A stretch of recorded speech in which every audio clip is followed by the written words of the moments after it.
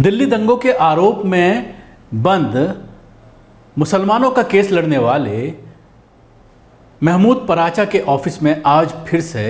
Delhi police की special cell ने 12 बजे के करीब उनके ऑफिस निज़ामुद्दीन स्थित उनके ऑफिस में रेड की है। ये रेड अभी तक उनके ऑफिस में लगातार चल रही है। आपको याद होगा कि 24 दिसंबर को भी महमूद पराचा के ऑफिस में दिल्ली पुलिस की स्पेशल सेल ने रेड की थी और तकरीबन 15 घंटे तक सर्च ऑपरेशन करने के बाद पुलिस उनके ऑफिस के कंप्यूटर की हार्ड डिस्क और बहुत सारे डॉक्यूमेंट सीज करके वहां से ले गई थी, जिसको लेकर महमूद पराचा ने अमित शाह के ऊपर ये आरोप लगाए थे कि अमित शाह उनकी हत्या कराना चाहते हैं। उस वक्त काफ़ी तादाद में इस पूरी कवरेज इसको मिली थी, मीडिया में ये सारी चीज़ें आई थी और उसके बाद प्रेस कॉन्फ्रेंस भी की थी। महमूद पराचा ने प्रेस कॉन्फ्रेंस की थी प्रेस क्लब ऑफ इंडिया में, जिसमें भीम आर्मी के कर्ता धर्ता चंद्रशेखर भी मौजूद थे। उसके बाद ये कहा गया था कि सुप्रीम कोर्ट तक मार्च किया जाएगा और अभी कुछ दिनों पहले ये मार्च किया भी गया था। लेकिन अब दोबारा से जिस तरह से महमूद पराचा के ऑफिस में रेड की गई है दिल्ली पुलिस की स्पेशल सेल के जरिए, तो इस पूरे मामले को लेकर फिर महमूद पराचा ने आज पटियाला हाउस कोर्ट में एक याचिका डाली है और उसमें उन्होंने पूरे घटनाक्रम का उल्लेखन किया है कि किस तरह से दिल्ली पुलिस उनको हिरास कर रही है। एक एडवोकेट होने के नाते, एक अधिवक्ता होने के नाते उनका राइट बनता है कि जो आरोपी हैं, जो विक्टिम हैं, उनको इंसाफ दिलाया जा सके। और इसके साथ ही जिस तरह से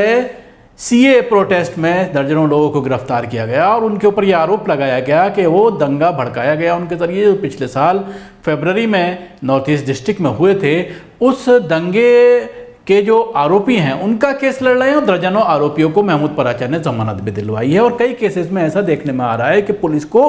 कटघरे में पूरी तरह से महमूद पराचा खड़ा करते हुए नजर आए हैं, जिसकी वजह से दिल्ली पुलिस बौखला गई है। और दिल्ली पुलिस की स्पेशल सेल जो इस पूरे मामले की जांच कर रही है, दिल्ली पुलिस की क्राइम ब्रांच जो इस पूरे मामले की जांच कर रही है, दंगों से जुड़े हुए चीज़ों को, इसमें बहुत सारी चीज़ें ऐसी महमूद पराचा के जरिए कोर्ट के समक्ष रखी गई हैं जिस पर दिल्ली पुलिस को जवाब देते नहीं बन रहा है। बहुत से आरोपियों को जो गिरफ्तार किया गया है, देखने में यह आता है कि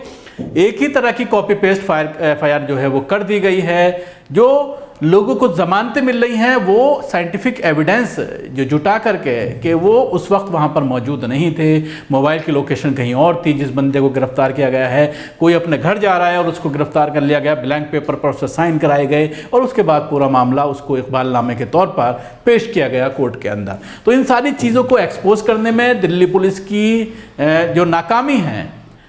जिस तरह से दिल्ली पुलिस इस पूरे मामले में जो मेन आरोपी हैं उनको बचा रही है, अभी तक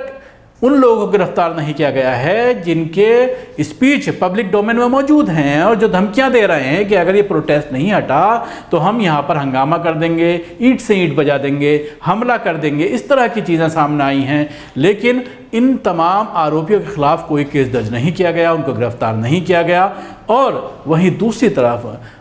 जिस तरह से इस पूरे केसेस में 40 मुसलमानों की जान गई है, 13 गैर मुस्लिमों की जान गई है। जान कीमती है, चाहे वो हिंदू की जाए चाहे मुसलमान की जाए, लेकिन जो गिरफ्तारियों का जो रेशो है वो 50-50 है। 800 गैर मुस्लिम गिरफ्तार किए गए हैं, 800 मुसलमान गिरफ्तार किए गए हैं। तो सवाल इसी चीज़ पर उठते हैं और बार बार इसको लेकर, जब अभी पिछले दिनों जब इसकी बरसी थी 23-24 फरवरी को, तो उस वक्त भी बहुत सारी फैक्ट फाइंडिंग रिपोर्ट्स भी सामने आई थी जिसमें ये चीज़ें निकल कर सामने आई थी कि पुलिस किस तरह से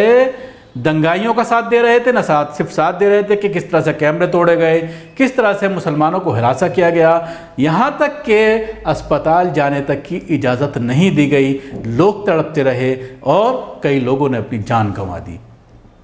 ये सब खुलासे फैक्ट फाइंडिंग रिपोर्ट में हुए हैं, जिसको लेकर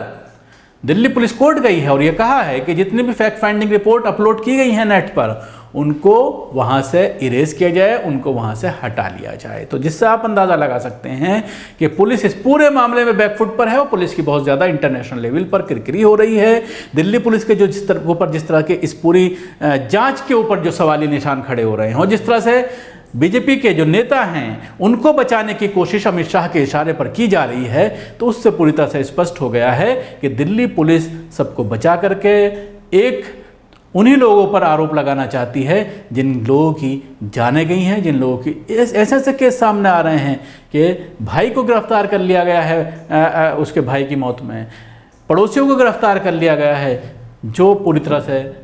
बेबुनियाद चीज़ें हैं। और इन सब चीज़ों को ही एक्सपोज कर रहे हैं महमूद पराचा। इन्हीं सब चीज़ों को कोर्ट के सामने रख करके लोगों को ज़मानतें दिला रहे हैं, जिसकी वजह से अमित शाह के कहने पर, जिस तरह से महमूद पराचा का आरोप है कि अमित शाह के कहने पर यह पूरी कार्रवाई की जा रही है। और हालांकि इस मामले में bar council, Delhi bar council Mahmood Paracha के साथ नज़र आई। बाकायदा एक कैंपेन चलाया गया सिग्नेचर, और उसमें सब ने ये कहा कि हम महमूद पराचा के साथ हैं, क्योंकि वकील का ये राइट है, अधिवक्ता का ये राइट है कि वो जिसका चाहे केस लड़े, और जो आरोपी है उसका भी ये राइट है, वो आज़ाद है, वो जिसको चाहे अपना वकील बना सकता है, जिसको चाहे अपना वकील रख सकता है। मामला कंप्यूटर के हार्ड डिस्क से जुड़ा हुआ है। कंप्यूटर की हार्ड डिस्क लेके जाना चाहती है दिल्ली पुलिस, लेकिन महमूद पराचा ने पूरा मामला कोर्ट के समक्ष पहले भी रखा था, जब 24 दिसंबर को रेड की गई थी, और उसके बाद कोर्ट ने कुछ डायरेक्शंस दिए थे, लेकिन उसके बावजूद उन डायरेक्शन की अवहेलना करते हुए 4 तारीख को सर्च वारंट, आप देख सकते हैं टीवी स्क्रीन पर कि 4 तारीख को दिल्ली पुलिस की स्पेशल सेल के अधिकारियों के जरिए सर्च वारंट के लिए जो आईओ है उसको कहा गया, उसको सर्च वारंट दिया गया कि आपको इजाज़त दी जाती है। और उसके साथ ही उसमें वारंट में ये भी लिखा हुआ है कि पूरी जो रेड की जा रही है उसकी बाकायदा वीडियोग्राफी कराई जाए, ताकि जब मामला कोर्ट में पहुँचे तो उसको सही अंदाज में कोर्ट में रखा जा सके। शुक्रिया। आपको हमारा प्रोग्राम कैसा लगा ज़रूर बताएं। हमारे यूट्यूब चैनल को सब्सक्राइब करना ना भूलें, इसके साथ ही बेल आइकन ज़रूर दबाएं। धन्यवाद। सभी अहम खबरों के लिए न्यूज़ MX को सब्सक्राइब करें, साथ ही बेल आइकॉन को जरूर दबाएं। लाइक, शेयर, कमेंट करना ना भूलें।